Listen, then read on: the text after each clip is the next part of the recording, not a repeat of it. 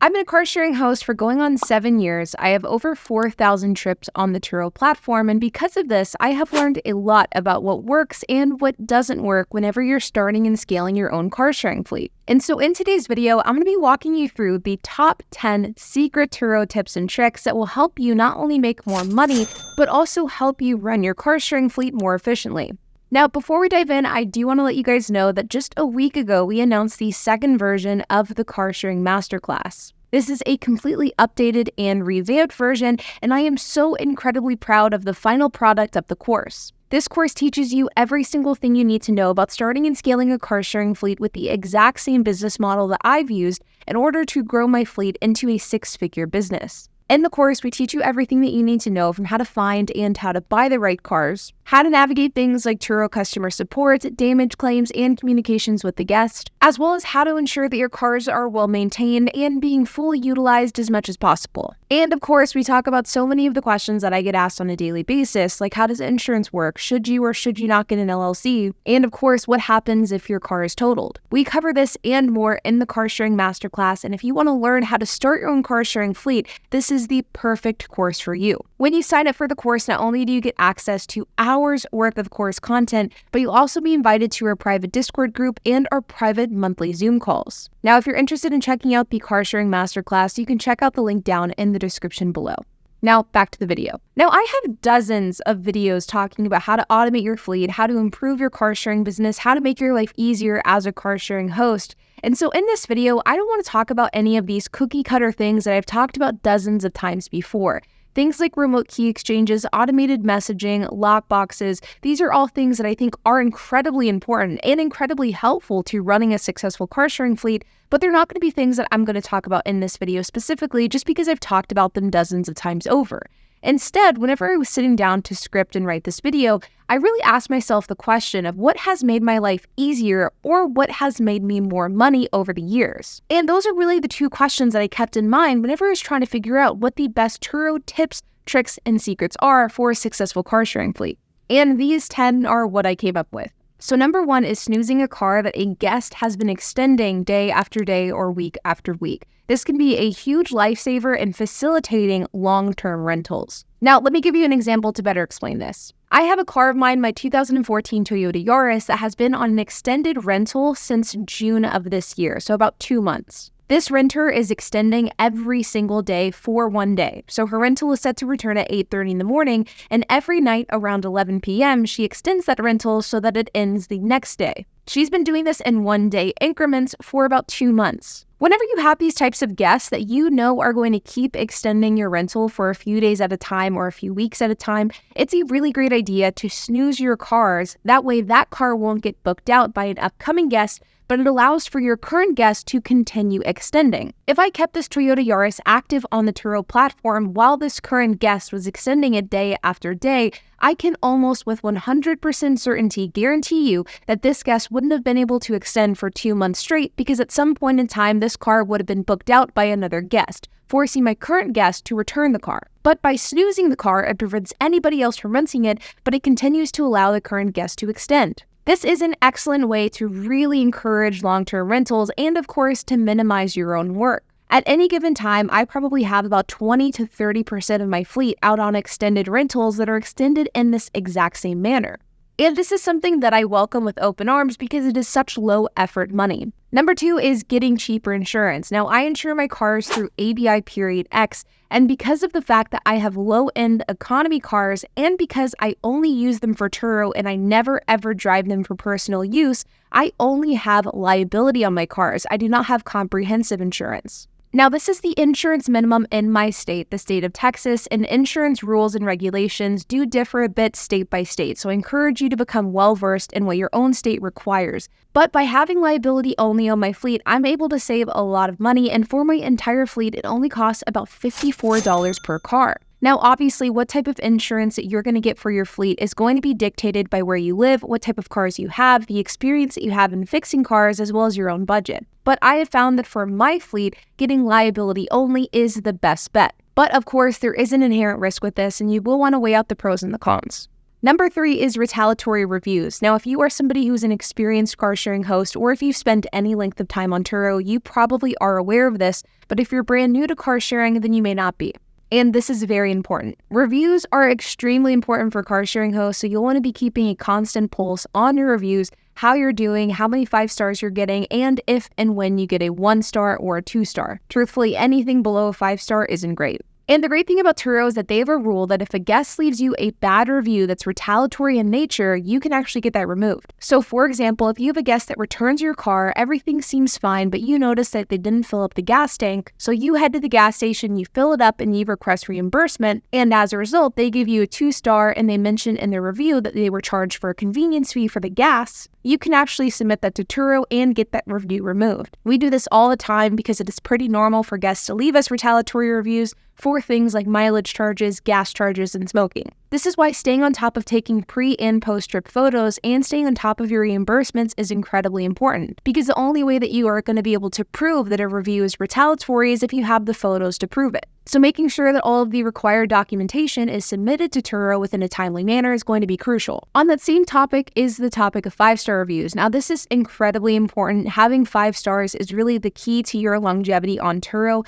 Not only will it eventually unlock your power host and all-star host status, but it will lead to more bookings as well. We have a ton of guests who rent our cars and tell us that they've rented them because of our great reviews. Now, there's a common misconception with Turo that if you don't meet guests in person, if you have low-end to mid-tier economy cars, if you have a large or growing fleet, that you are not going to be able to get 5-star reviews because it's harder to do so whenever you're running a fleet in these conditions. But I truthfully think that that is an excuse for people who just aren't working hard enough to get those 5 stars. And truthfully, the key to getting 5-star reviews is simply just asking for them. We have in our automated messaging systems for 45 minutes after a guest returns the car to ask for a 5-star review. And we ask them that if they didn't have a 5-star experience to message us privately and we'll fix the issue. Of course, in order to get a 5-star review, you also have to provide a good experience as well. Providing an easy guest experience, a clean and well-maintained car, and making sure that your communication is open with the guest, all of these factors are going to contribute to a 5-star rating. And if something does come up, which inevitably it will at some point, you need to make sure to be proactive about it and to be extremely apologetic to the guest. I typically practice the mindset that the guest is always right. And if something does go wrong, we are extremely fast to apologize and try to rectify the issue. This is why I think that I have so many 5 stars on my profile, despite the fact that my cars are absolutely not the nicest. Reviews will absolutely make or break your Turo business, so make sure to stay on top of this. And asking for a review is the best way to get one. Next is having AAA. Having AAA or something equivalent to it is a game changer whenever it comes to having a safety net and operating your fleet. Now, Turo has Turo Roadside, and Turo Roadside is an excellent tool that your guests can utilize for your vehicles. But there are going to be occasionally times where there is a maintenance issue that pops up on your vehicles, and as a result, the car may have an issue on a trip. And whenever this happens, you do not want Turo Roadside to deal with your vehicle because they'll actually charge you for whatever needs to be done, whether it's a tow, a jump, whatever the case is. This doesn't happen often, but it does happen often enough to where you do want to have some sort of towing service at your disposal if you need it. Because it's definitely one of those things that while you don't need it often, you'll be glad whenever you do need it. Next is figuring out a process to stay on top of things like vehicle registration, maintenance, and just general vehicle upkeep. HP and I use Google spreadsheets in order to do this, but it really doesn't matter what method you use as long as it's easy for you and you're able to stick to it. But I can tell you from experience that as you have a car sharing fleet that grows, it can be very difficult to stay on top of even extremely easy tasks like vehicle registrations. So having a system and kind of a method to the madness for this is incredibly important. And this is something that I also teach in the Car Sharing Masterclass as well as provide templates to the ways that HP and I go about doing this. If you're a car sharing host that has any thoughts of expanding your fleet to a large fleet or even a mid-sized fleet of even 5 to 10 cars, I would encourage you to develop a system for keeping track of this stuff as early as possible, because implementing these types of things whenever you have 20 cars, it can be incredibly difficult to be consistent with. But if you start doing it really early on, whenever you have a small fleet, it's going to be much easier for you to maintain that going forward. Another thing that we do in order to keep track of oil changes at a glance is we buy those oil change stickers that you oftentimes see at oil change shops. This is great because whenever you're checking in and out cars, you probably aren't going to be actively looking at a Google sheet to see when these cars have an oil change that's coming up. But by having the sticker on your windshield, you're able to look at a glance which cars are and are not due. And then once you change the oil, you simply rip off the sticker, throw it away, and then get a fresh one. On the same topic is project management. Now, I love systemization and organization. And I found that over the years, using an online project management tool is a really great way for me to stay on top of everything that I need to do in a day. Not just with my Turo fleet, but with everything that I have going on. And truthfully, project management software is probably the only reason why I'm able to stay on top of every single task that needs to get done on a week-by-week basis. There are a bunch of tools out there. Personally, I'm currently using Notion as my go-to tool. Notion is great because it's not only a system where you can outline to-dos and upcoming projects, but you can also keep track of systems and processes as well. But there are a bunch of different options out there, from Asana, which is more task-oriented, which I like, but I like Notion better, or Trello, Monday.com. There are a bunch of different options, some free and some paid. But I found that a project management tool is a really great way to just stay on top of everything that needs to get done. And if you are somebody who eventually wants to grow your fleet and hire on a team member, it can be a great way to implement those systems early on. Next is to learn how to patch tires. Now, this is a simple repair, but it is an absolutely crucial one. Now, if you've seen any of my videos before, you know that when it comes to my fleet, we do most of our maintenance and repairs in-house. I used to do basic maintenance and repairs on my own whenever HP worked at his dealership job, but now that HP works for our fleet full-time, he does the maintenance and repairs himself. And while I know that not everybody is comfortable in working on their own cars, and that is perfectly fine, I do think that every Turo host should be well-versed in doing basic maintenance and repairs in a worst-case scenario. For example, oil changes, simple things like headlight bulbs or fuses, and patching tires. Patching tires are such a simple, easy repair, but if you don't know how to do this, you could lose out on a lot of bookings. Sure, in many cases, you can take a tire to a local discount tire shop in order to get a free patch. But there is going to be a time where you either don't want to do that or you can't do that, and having the safety net of being able to do it yourself is incredibly important.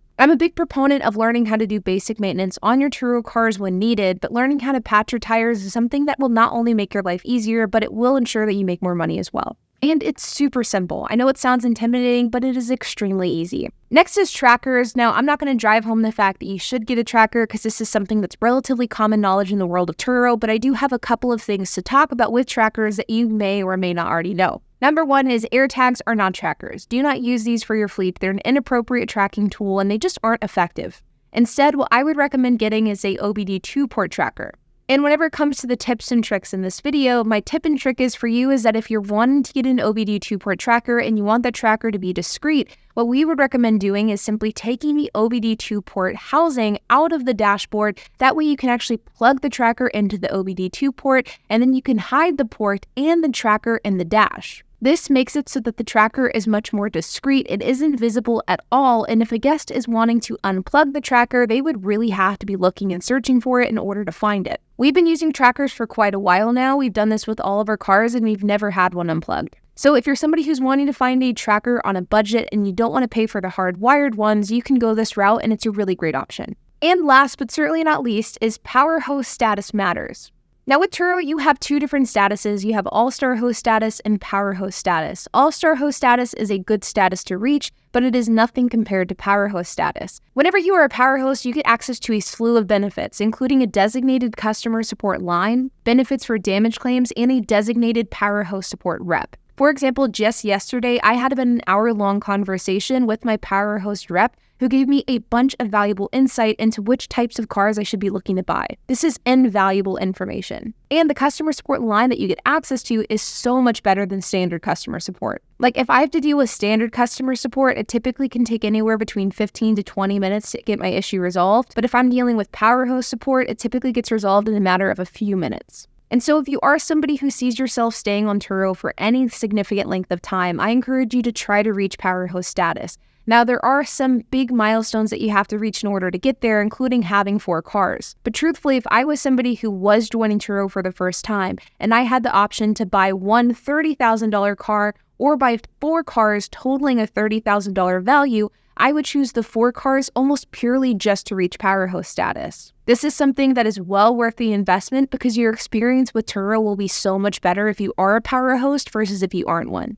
Including having to reach a revenue threshold and a car count threshold, you also have to have good reviews and you have to have good communication and approval ratings with guests. So staying on top of all of these metrics will definitely be important, but I promise you it is well worth it. So there you have it, my top 10 secret Turo tips and tricks, and I know some of these may not be so secret for more experienced car sharing hosts, but for the ones that are brand new to the Turo platform or you've just gotten started, these tips and tricks can be invaluable. Like always, I hope that you enjoyed this video. If you have any questions, comments, if you have anything to add, I would love to hear it. So make sure to leave a comment down below. And while you guys are at it, make sure to hit the like button, hit that subscribe button, and hit that notification bell. And I will see you guys in the next video.